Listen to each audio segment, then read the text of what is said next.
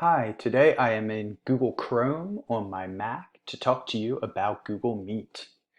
Google Meet is the tool that we will use for live and synchronous facilitating of learning.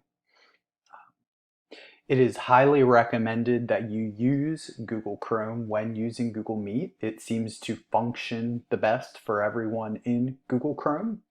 Additionally, you have the opportunity to add this Google Meet grid view, which allows you to view, as you see here in the screenshot, a whole bunch of views of the learner's screens so that you can kind of see everybody all at once in a snapshot, and it works beautifully. It is only available on Chrome, and it is an extension that you can add for free. Now that that's out of the way and you're in Chrome, you can go to meet.google.com. And to start a meeting, you'll simply click in this green dialog box. You're going to use a nickname system as we did at the end of last school year. Your nickname, the only one that you need, is your first initial, last name. That will be your nickname for all of the meets that you use and can be reused again. Learners cannot use this nickname to begin a meeting unless you are already in that same meeting. So as soon as I hit continue, learners are now able to join this Google Meet and they can jump in and be in that live class. But until I clicked that join button, they were not able to join the Google Meet.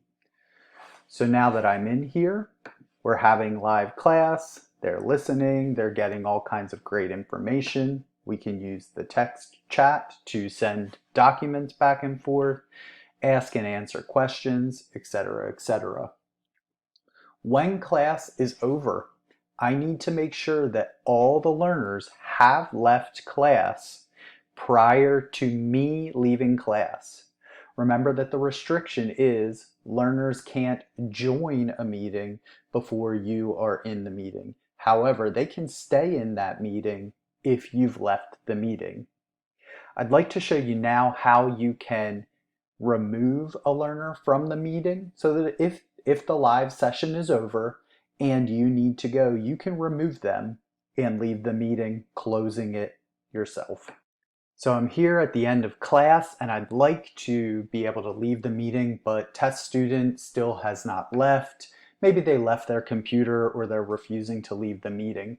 I can simply open the participants panel. I did that by clicking the little people here. And I can come to that name, hit the caret, go ahead and remove from meeting.